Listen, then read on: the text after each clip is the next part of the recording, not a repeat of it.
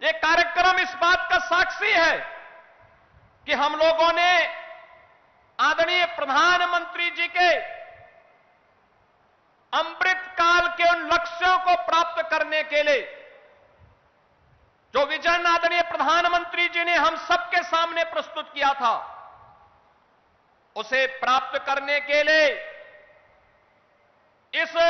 कार्यक्रम को जीवन के प्रत्येक क्षेत्र में बिना भेदभाव के शासन की योजना का लाभ या शासन में हिस्सेदारी का लाभ बिना भेदभाव के हर नागरिक को प्राप्त हो, हर नौजवान को प्राप्त हो, हर गांव, गरीब, किसान, नौजवान, महिलाएं, इन सबको प्राप्त हो, उसका हिस्सा बनाने का एक कार्यक्रम है। ये केवल एक प्रशासनिक आयोजन नहीं, यह कार्यक्रम उत्तर प्रदेश सरकार के अंदर आदरणीय प्रधानमंत्री और आदरणीय गृह मंत्री जी के उस विजन को प्रभावी ढंग से लागू करने का कार्यक्रम है, जो हमारी सामाजिक प्रतिबद्धता, सुशासन की सिद्धि और सुरक्षा के संकल्प का यह एक जीवंत उदाहरण बन रहा है। हम सब इस बात को जानते हैं, उत्तर प्रदेश देश के अंदर आबादी की दृष्टि से सबसे बड़ा राज्य है। सबसे बड़ा राज्य है तो चुनौतियां भी हमारे सामने उतनी ही प्रभावी हैं, उतनी ही ज्यादा थी।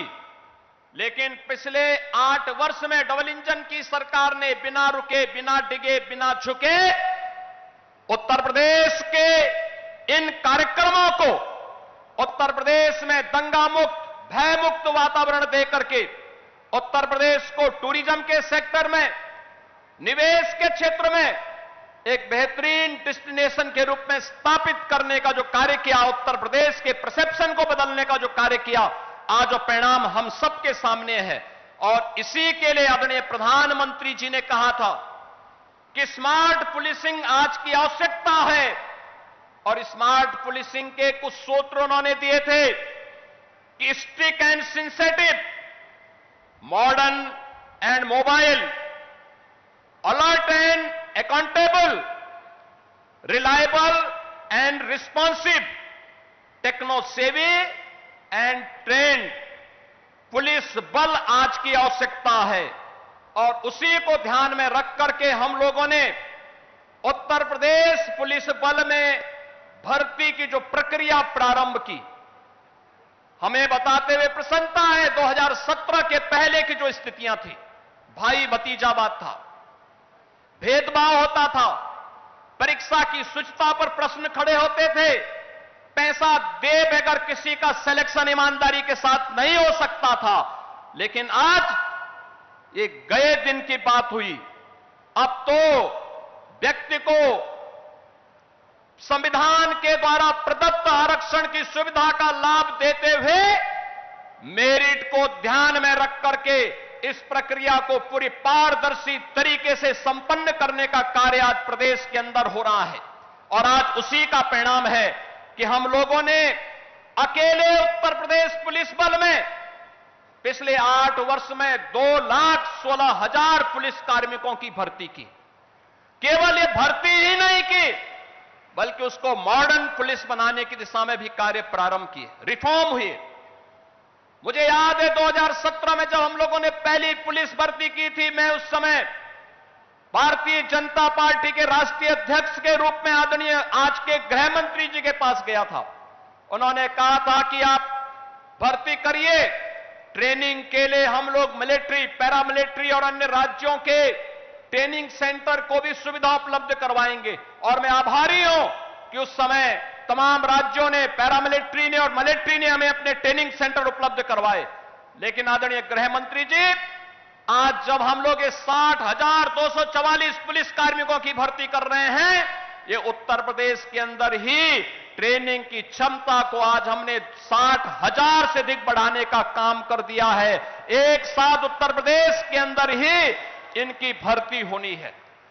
आपने 2021 में उत्तर प्रदेश के अंदर Uttar Pradesh state forensic institute का शिलान्यास किया था। 2023 से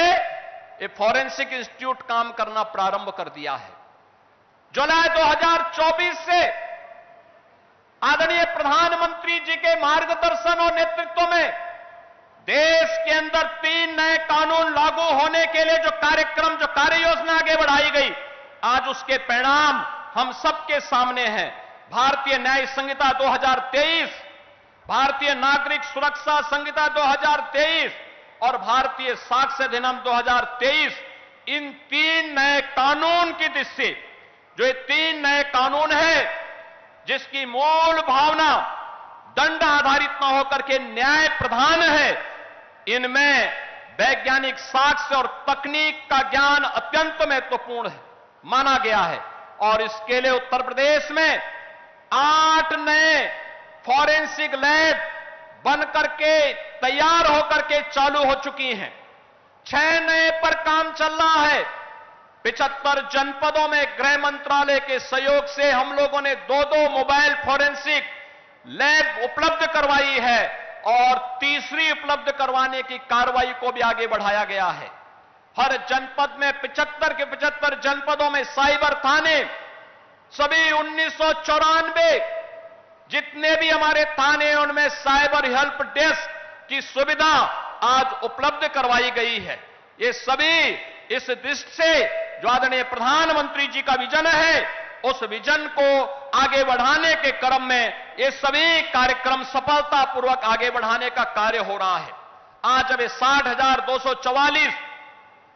पुलिस कार्मिक आपके कर कमलों से नियुक्ति पत्र प्राप्त कर रहे हैं। स्वाभाविक रूप से इनके जीवन की जो तमन्ना थी, इनके माता पिता का, इनके भावक के जीवन की जो एक आस थी कि ये भी पुलिस बल का हिस्सा बन सके, और यह आज उत्तर प्रदेश में आदरणीय प्रधानमंत्री जी और आपके कारण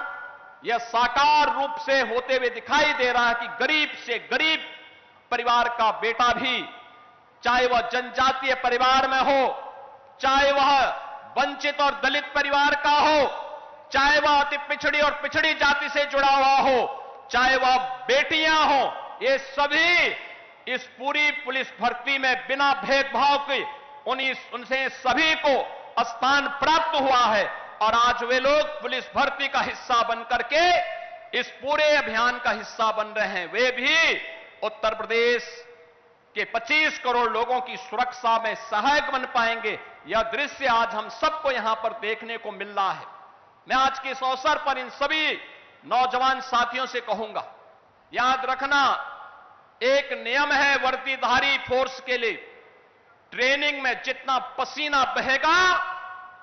जीवन में उतना ही कम खून बहाने की नौबत आएगी। और मुझे लगता है इस ट्रेनिंग के साथ, उस जवाबदेही के साथ हमें आज पुलिस का व्यवहार, दोस्ताना व्यवहार,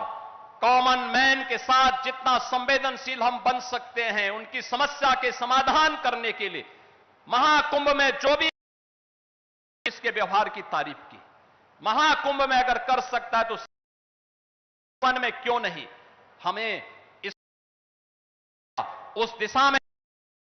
होने चाहिए और यह एक आगे बढ़ाने के लिए आदरणीय नेतृत्व और मार्गदर्शन में उत्तर प्रदेश के परसेप्शन को बिगड़ने एक बड़ी भूमिका का निर्वहन, आप देश के सबसे हिस्सा बन रहे हैं। आपको मैं इस अवसर बधाई देता हूं, आपके माताजी पिता को भी मैं बधाई देता हूं और विश्वास व्यक्त, उत्तर प्रदेश से आप न केवल प्रदेश की बेहतरीन सेवा करके अपने आप को साबित करेंगे। मैं आदरणीय गृह मंत्री जी का इस आयोजन स्वागत करता हूं और केंद्र सरकार का आदरणीय प्रधानमंत्री जी का जो हमें सहयोग और मार्गदर्शन उत्तर प्रदेश को रूप में स्थापित करने के लिए प्राप्त और आज के समारोह के लिए हृदय से आभार विराम देता हूं।